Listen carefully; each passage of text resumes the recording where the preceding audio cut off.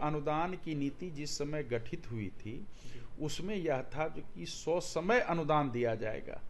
सत्रांत के जस्ट बाद छात्र छात्राओं जो उत्तीर्ण हुए हैं उनका आकलन किया जाएगा और उसके आधार पर राशि का गणन करके वहां विधानसभा का चुनाव है महोदय, जरूर देखना चाहिए जो कि ये न्याय के साथ विकास की यात्रा में यही एक वर्ग पीछे छूटा है और विभाग इस पर कतई गंभीर नहीं है। ये भी मैंने कहा अगर अनुदान की ही नीति बनी है तो 100 समय अगर अनुदान चला जाए तो फिर ऐसी बात कहाँ आएगी और अनुदान की राशि में गड़बड़ी नहीं हो, जो समानुपातिक रूप से मिलता है वही मिले। तो देखिए, जदयू एमएलसी संजीव सिंह है इस वक्त हमारे साथ जुड़ेंगे, बात करेंगे। संजीव जी, वित्त अनुदानित शिक्षकों को देखते हुए आप लोग लगातार आवाज उठाते रहे हैं। ऐसे में कल नीतीश कुमार जिससे आपकी मुलाकात हुई है, ज्ञापन आपने सौंपा, क्या कुछ चर्चाएं हुई है और क्या कहेंगे इस पर?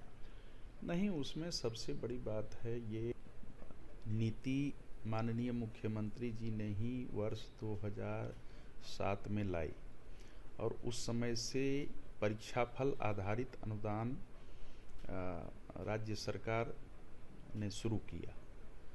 अब उस अनुदान का जो वितरण होता है ना तो राज्य सरकार समय पर देती है, आपको ये आश्चर्य लगेगा जो कि ये लगभग 10-10 साल विलंब से चल रहा है और जिस विद्यालय का और महाविद्यालय का जो स्टेटस उस समय था उसी के अनुरूप राज्य सरकार ने स्वीकार किया था अपनी नीति में, क्योंकि हमारे पास सरकारी संसाधन उतने नहीं हैं, इंफ्रास्ट्रक्चर नहीं है, इसीलिए यहाँ भी जो कार्यरत शिक्षक हैं और शिक्षकेतर कर्मी हैं उनको वेतनानुदान दिया जाएगा जो परीक्षाफल आधारित अनुदान होगा।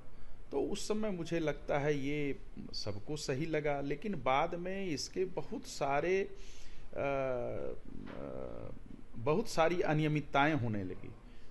लेकिन आज तक हम लोग विधान परिषद में, आपने सही कहा, हम लोग बार बार कहते हैं जो कि कोई ऐसी व्यवस्था हो जो कि शिक्षकों और कर्मियों के खाते में सीधे सीधे यहाँ से राशि भेजी जाए। अभी अंगीभूत महाविद्यालयों में और विश्वविद्यालयों में एक डिजिटल प्लेटफॉर्म बनाया गया है और एक एप्लीकेशन सॉफ्टवेयर है जिसमें पे रोल मैनेजमेंट होता है, जिसमें कर्मियों के नाम रहते हैं, शिक्षकों के नाम रहते हैं और उनको जितनी राशि बनेगी, उनको जितना दावा बनेगा वो दिया जाएगा। और इसमें अगर इस तरह से किया जाता है और जो अनुदान की नीति जिस समय गठित हुई थी उसमें यह था जो कि 100 समय अनुदान दिया जाएगा। सत्रांत के जस्ट बाद छात्र छात्राओं जो उत्तीर्ण हुए हैं उनका आकलन किया जाएगा और उसके आधार पर राशि का गणन करके वहां दिया जाएगा। तो कभी संबद्धता के नाम पर तो कभी जांच के नाम पर ये सब सारा चीज किया जा रहा है। तो मैंने मुख्यमंत्री महोदय से कल कहा जो कि ये कितने पे रिवीजन उसके बाद आए 2006 के बाद, लेकिन अनुदान नीति की समीक्षा एक बार भी नहीं की गई। महंगाई तो सबको मारती है, तो इन शिक्षकों के लिए जो उस समय श्रेणी पर, प्रथम श्रेणी या द्वितीय श्रेणी, इस पर जो निर्धारित थे, जो राशि निर्धारित थी वही आज तक निर्धारित राशि चल रही है। तो मैंने ये अनुरोध किया जो कि महोदय इसकी समीक्षा की जाए एक बार और समीक्षा करके कोई ऐसी व्यवस्था की जाए जो नियमित रूप से महीने महीने शिक्षकों और कर्मियों को प्राप्त हों।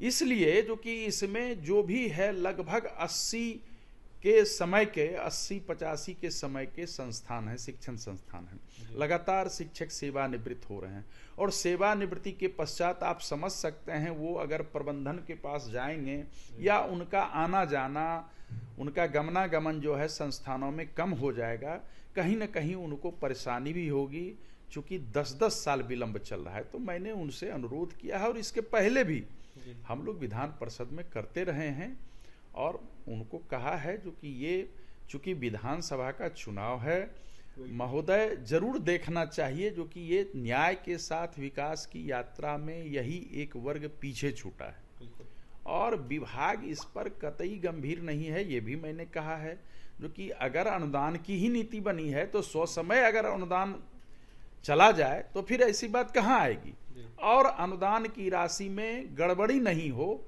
जो समानुपातिक रूप से मिलता है वही मिले। तो इसके लिए मैंने सॉफ्टवेयर के लिए अनुरोध किया है। मैंने एक बार मंत्री महोदय से भी बात की थी, उनसे भी अनुरोध किया था जो कि आप सब कुछ अब डिजिटलाइज हो रहा है, अब डीबीटी के जरिए सभी जगह पैसे भेजे जा रहे हैं, तो क्यों नहीं वही सिस्टम लागू किया जाए जो कि सीधे सीधे खाते में जाए, सबका खाता नंबर ले लिया जाए, सबके खाते में सीधे सीधे राशि भेजी जाए। देखिए, हमारे साथ बात करने के लिए जदयू एमएलसी संजीव सिंह थे। ऐसे में वित्त अनुदानित शिक्षकों को देखते हुए नीतीश कुमार से उन्होंने मुलाकात की, क्या कुछ चर्चाएं हुई है, क्या कुछ बातें हुई है, आपने सुना है। क्या कुछ करते संजीव सिंह, देखने वाली बात है, वो शिक्षा विभाग हो या फिर नीतीश कुमार, क्या कुछ फैसला लेते हैं वित्त अनुदानित शिक्षकों को देखते हुए। और तमाम खबरों के लिए बने रहें हमारे साथ। बहुत बहुत धन्यवाद।